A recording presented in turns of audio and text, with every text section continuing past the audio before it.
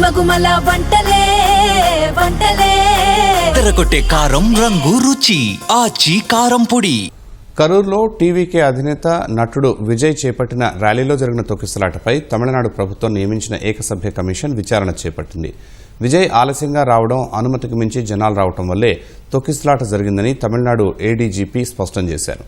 కరూరు ఘటనలో కుట్రకోణం ఉందన్న Vijay party CBI దర్యాప్తు కోరుతూ హైకోర్టును ఆశ్రయించింది.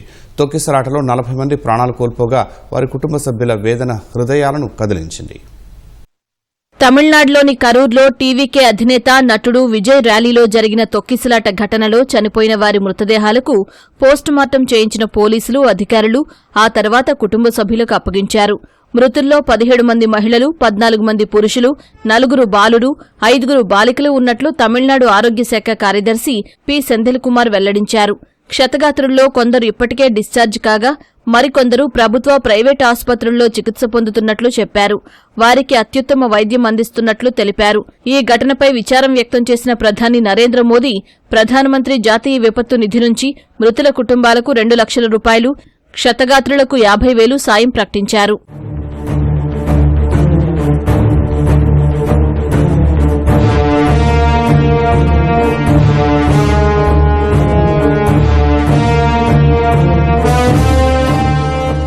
కరూర్ ఘటనలో బాధితులను తమిళనాడు రాజకీయ పక్షాలు పరామర్శించాయి.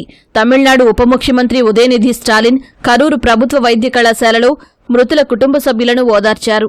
క్షతగాత్రులను కూడా పరామర్శించారు.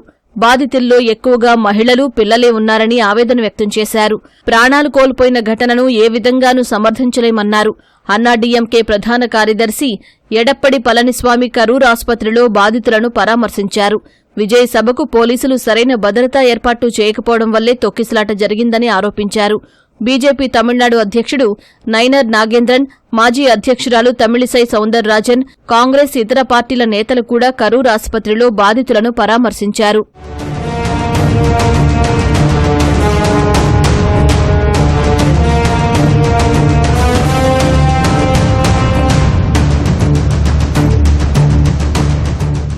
తమిళనాడు ప్రభుత్వం నియమించిన ఏకసభ్య కమిషన్ సభ్యురాలు, విశ్రాంత హైకోర్టు న్యాయమూర్తి జస్టిస్ అరుణా జగదీశన్ కరూరు చేరుకుని ఘటనా స్థలిని పరిశీలించారు. తొక్కిసలాట జరిగిన తీరును ఆమె పోలీసులను అడిగి తెలుసుకున్నారు. కరూరు ఘటనపై కేసు నమోదు చేసి దర్యాప్తు చేస్తున్నట్లు తమిళనాడు శాంతి భద్రతల అదనపు డీజీపీ ఎస్ డేవిడ్సన్ దేవాశీర్వాదం చెప్పారు. ప్రాథమిక విచారణ పూర్తి చేసినట్లు ఆయన వివరించారు. 12,000 మందితో సభ నిర్వహణకు టీవీకే, లైట్ హౌస్ రౌందానా, మార్కెట్ ప్లేస్లలో అనుమతి కోరినప్పటికీ అక్కడి పరిస్థితులు అనుకూలంగా లేవని అనుమతించలేదని ఆయన చెప్పారు. ప్రత్యామ్నాయంగా వేలుసామిపురంలో అనుమతి ఇచ్చామన్నారు. గతంలో ఇక్కడ ఒక రాజకీయ పార్టీ 12 నుంచి 15,000 మందితో ప్రశాంతంగా ర్యాలీ నిర్వహించినట్లు ఏడీజీపీ వివరించారు. తొక్కిసలాట ఘటన నిఘా వైఫల్యం కాదని, అక్కడ వీధి లైట్లు బాగానే ఉన్నాయని చెప్పారు. కానీ కొన్ని నిబంధనల ఉల్లంఘన జరిగిందన్నారు. ఎక్కడా రాళ్ల దాడి జరగలేదన్నారు. విజయ్ ఆలస్యంగా సభాస్థలికి వచ్చారని చెప్పారు. జనాలు విజయ్ నిలబడిన వ్యాన్ 2 వైపుల నుంచి నెట్టుకోవడం వల్లే తొక్కిసలాట జరిగిందన్నారు.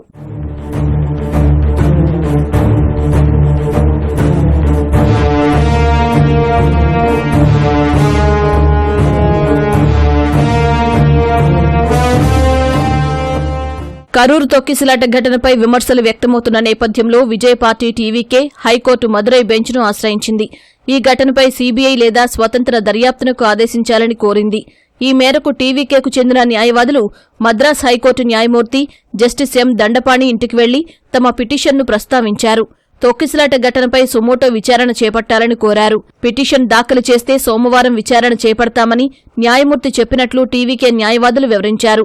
కరూరు ఘటనలో కుట్రకోణంలో అనుమానాలు ఉన్న నేపథ్యంలో పారదర్శక విచారణ కోసం హైకోర్టు బెంచ్లో పిటిషన్ వేస్తున్నట్లు టీవీకే ఉప ప్రధాన కార్యదర్శి నిర్మల్ కుమార్ చెప్పారు. మరోవైపు నటుడు విజయ్ బాధితులను పట్టించుకోకుండా వెళ్లిపోవడంపై కరూరులో ఆయన అభిమానుల నుంచి ఆగ్రహం వ్యక్తమైంది. కరూరు తొక్కిసలాటపై కేసులో విచారణ పూర్తయ్యే వరకు విజయ్ ర్యాలీలు నిర్వహించకుండా నిషేధించాలని మద్రాస్ హైకోర్టులో పిల్ దాఖలైంది. తొక్కిసలాటలో గాయపడిన సెంథిల్ కుమార్ అనే వ్యక్తి ఈ పిటిషన్ దాఖలు చేశారు. రాజ్యాంగంలోనే ఆర్టికల్ 21 కింద పోలీసులు టీవీకే ర్యాలీలకు అనుమతి ఇవ్వకుండా ఆదేశాలు ఇవ్వాలని ఆయన కోరారు. కరూరు వైద్య కళాశాల మార్చురీ వద్ద బాధితులు, కుటుంబ సభ్యుల ఆర్తనాదాలు కంటతడి పెట్టించాయి.